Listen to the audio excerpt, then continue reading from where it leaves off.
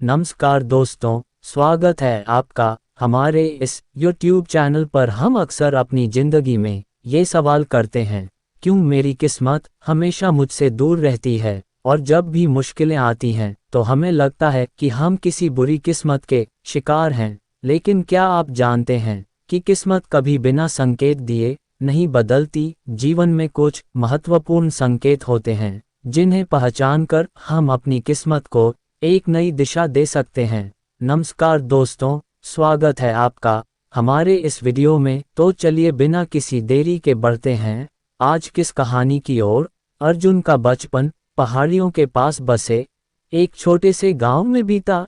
ये गांव प्राकृतिक सुंदरता से भरपूर था, लेकिन यहाँ के लोगों की जिंदगी संघर्षों से घिरी रहती थी। अर्जुन के माता पिता बेहद ईमानदार और मेहनती किसान थे।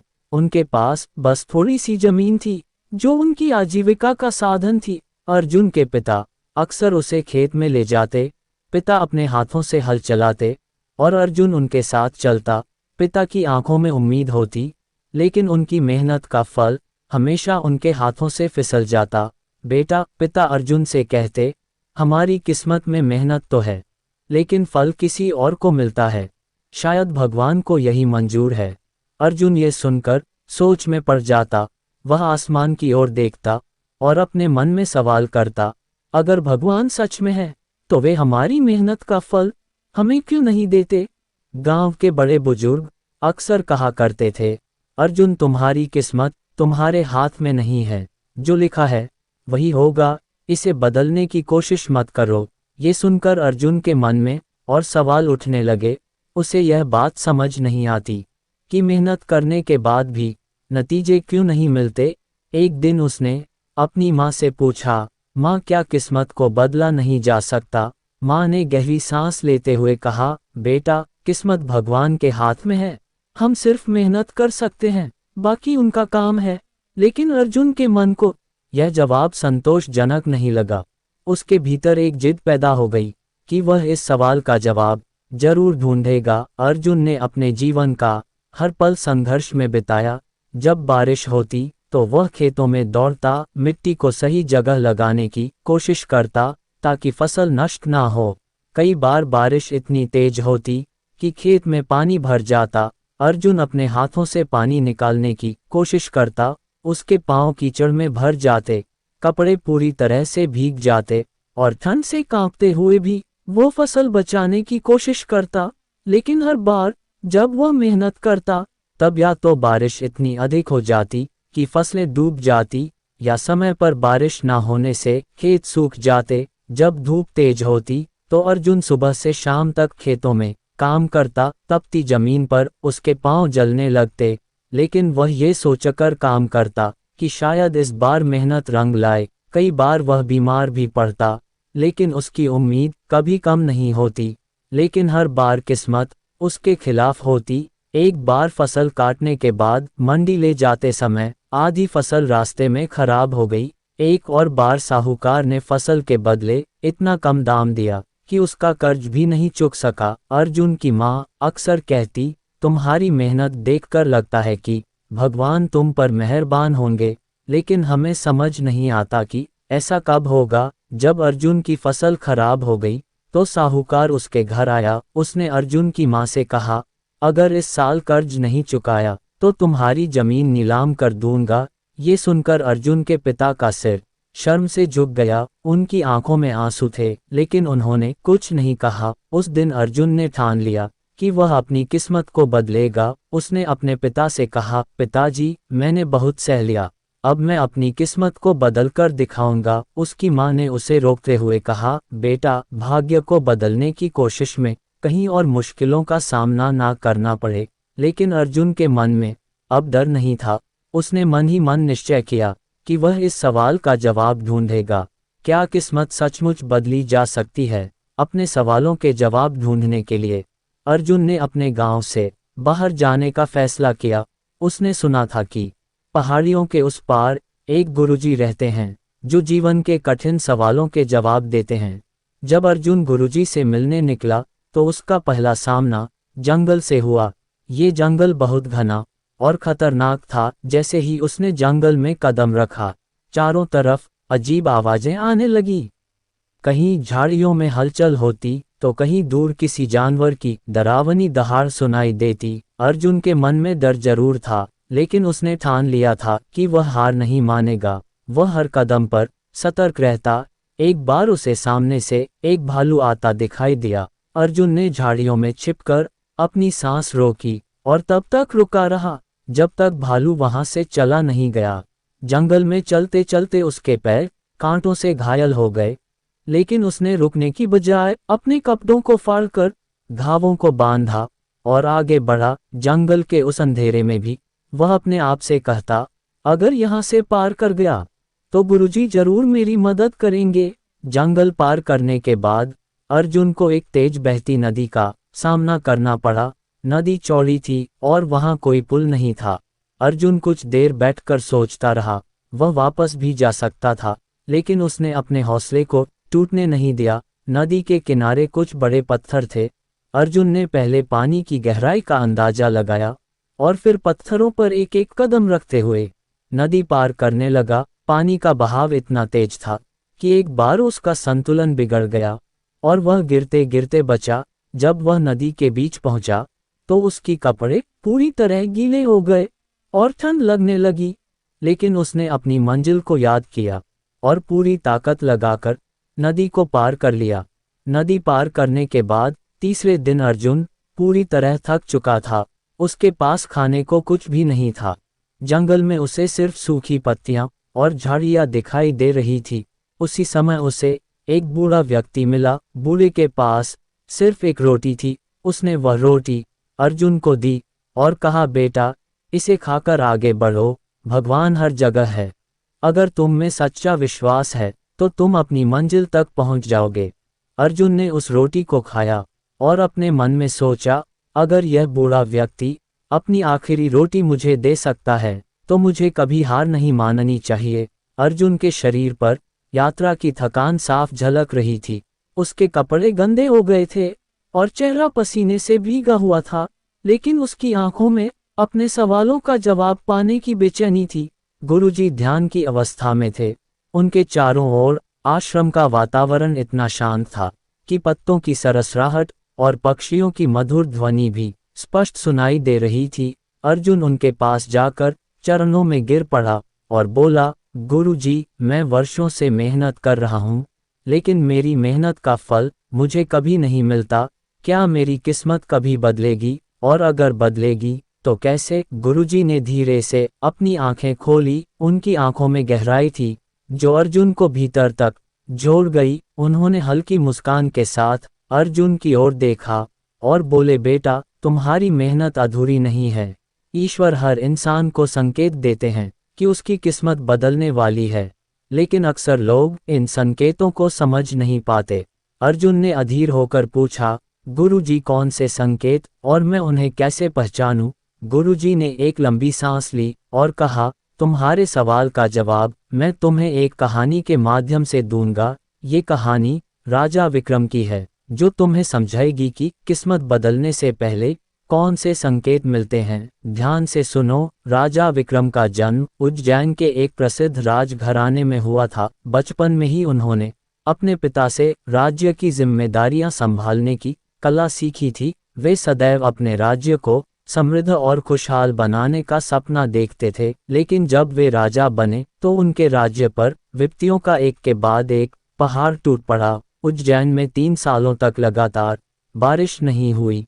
खेतों में दरारें पड़ गई और नदियां सूख गई। प्रजा की कठिनाइयां बढ़ने लगी, क्योंकि पानी की किल्लत ने खाद्य पदार्थों की कमी पैदा कर दी। लोग अपने बच्चों को भूखा देखकर दुखी हो गए और गांवों में भूखमरी फैलने लगी। विक्रम ने सभी संभव प्रयास किए। उन्होंने अन्य राज्यों से अनाज मंगवाने की कोशिश की, लेकिन बुरी किस्मत ने उनका पीछा नहीं छोड़ा।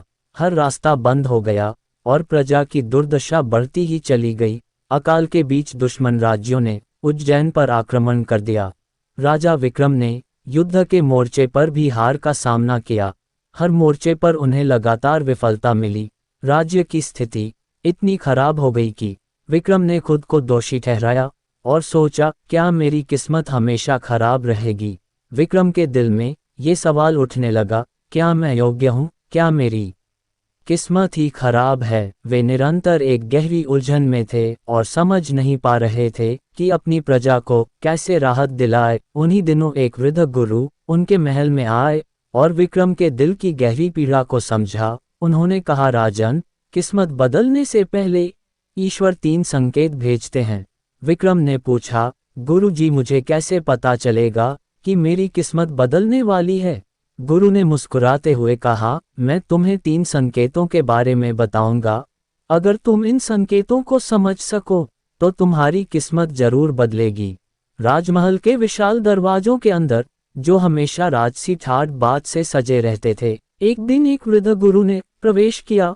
उनके कपड़े साधारण थे, लेकिन उनके चेहरे पर एक अजीब सी दिव्यता और गहरी शांति थी, जैसे समय और संसार की सभी कठिनाइयां उन्हें छूकर भी नहीं गई। उनका शांत चेहरा और पवित्र आभा इस बात की गवाही दे रहे थे कि वे एक महान आत्मा है। जैसे ही उन्होंने राजमहल में कदम रखा, एक गहरी शांति फैली और हर कोई उनकी ओर आकर्षित हुआ। राजमहल के आंगन में उस दिन एक अद्भुत दृश्य था। राजा विक्रम, जो हमेशा अपनी प्रजा की समस्याओं में व्यस्त रहते थे, इस वृद्ध गुरु के आगमन से चौंक गए। उन्होंने देखा कि गुरु के भीतर एक विशेष शक्ति और ज्ञान था, जो उनके अंदर एक अजीब सा आकर्षण पैदा कर रहा था। गुरु ने कहा, हे राजन, तुम्हारे सवालों का उत्तर मेरे पास है। राजा विक्रम ने उत्तेजित होते हुए पूछा, गुरु जी, किस्मत बदलने के बारे में मैंने बहुत सुना है, लेकिन ये कैसे संभव है? क्या मेरी किस्मत भी बदलेगी? अगर हाँ, तो इसके लिए मुझे क्या करना होगा? गुरु ने उन्हें प्यार और शांति से देखा और कहा, तुम्हारी स्थिति केवल एक भ्रम है। राजन, जीवन के असली अर्थ को जानने और समझने के लिए तुम्हें 3 महत्वपूर्ण संकेतों को पहचानने की आवश्यकता है। ये संकेत ईश्वर तुम्हें उस समय भेजते हैं जब तुम्हारी किस्मत बदलने वाली होती है। ये तुम्हारी परीक्षा है कि तुम इन संकेतों को पहचानते हो या नहीं। राजा विक्रम ने गुरु के शब्दों को गंभीरता से सुना। उनका मन जिज्ञासा से भरा हुआ था और उन्होंने तुरंत कहा, गुरुजी, कृपया मुझे इन संकेतों के बारे में बताइए। मैं जानता हूं कि मैं अपने जीवन में बहुत कुछ बदलना चाहता हूं, लेकिन मुझे ये कैसे समझे कि मेरी किस्मत बदलने वाली है? पहला संकेत, आंतरिक आवाज। गुरु ने कहा, राजन, तुम्हारे मन में कई बार यह विचार आया होगा कि तुम्हें अपने महल से बाहर निकलकर प्रजा की समस्याएं सुननी चाहिए। यही ईश्वर का पहला संकेत था।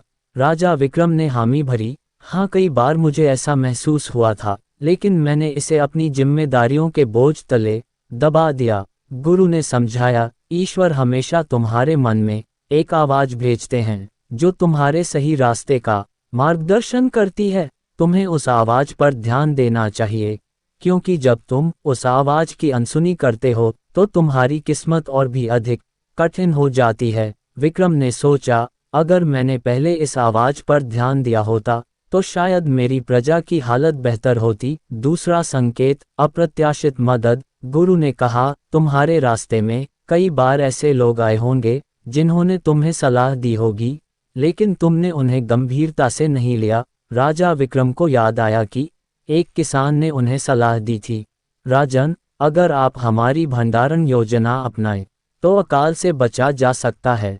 लेकिन विक्रम ने उसे नज़रअंदाज कर दिया था, क्योंकि वे अपनी शक्ति और समृद्धि में पूर्ण विश्वास रखते हुए उसे महत्व नहीं दिया। गुरु ने कहा, जब ईश्वर तुमसे मदद चाहता है तो वह तुम्हारे रास्ते में मदद भेजता है, लेकिन ये तुम पर निर्भर है कि तुम उस मदद को पहचान सको। विक्रम को यह एहसास हुआ कि कभी कभी दुनिया से मिलने वाली मदद को पहचानने की आवश्यकता होती है, क्योंकि उसी में उसकी किस्मत का बदलाव छिपा होता है। तीसरा संकेत, कठिन परिस्थितियां। गुरु ने कहा, जब तुम्हारी परिस्थितियां बेहद कठिन हो जाती हैं तो समझो कि ईश्वर तुम्हें तैयार कर रहे हैं। यही अंतिम संकेत होता है। राजा विक्रम ने कहा, लेकिन मैंने तो सोचा था कि यह कठिनाइयां मेरी किस्मत का हिस्सा है, जिनसे मैं बच नहीं सकता। गुरु मुस्कुराए और बोले, राजन, कठिनाइयां केवल एक स्थायी स्थिति होती है, वे तुम्हें मजबूत बनाने के लिए आती हैं। जब तुम अपने संघर्षों से सीखते हो तो ईश्वर तुम्हें नया रास्ता दिखाते हैं।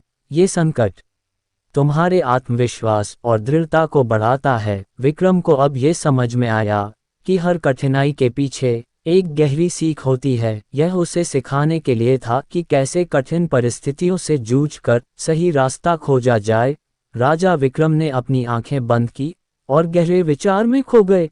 वह सोच रहे थे कि जब उनका राज्य अकाल और संघर्षों से जूझ रहा था तो उन्हें लगता था कि सब कुछ खत्म हो गया है, उनके पास कोई रास्ता नहीं था। लेकिन अब गुरु के शब्दों ने उनके दिल में एक नई उम्मीद की किरण जगा दी थी। तो इसका मतलब, राजा विक्रम ने कहा, मुझे अपने विचार, आदतें और तरीके बदलने की आवश्यकता है ताकि मैं इन संकेतों को सही तरीके से पहचान सकूं और अपने जीवन को बदल सकूं। गुरु ने सिर झुकाकर मुस्कुराते हुए कहा, यही तुम्हारा पहला कदम होगा राजन। जीवन में बदलाव तब आता है जब तुम इन संकेतों को समझते हो और उन्हें अपनाते हो। याद रखो, तुम्हारी किस्मत बदलने के लिए ईश्वर ने तुम्हारे भीतर सब कुछ पहले ही दे दिया है, बस तुम्हें उसे पहचानने की आवश्यकता है। राजा विक्रम ने गुरु की बातों को पूरी तरह से आत्मसात किया और अपने जीवन में बदलाव लाने का संकल्प लिया।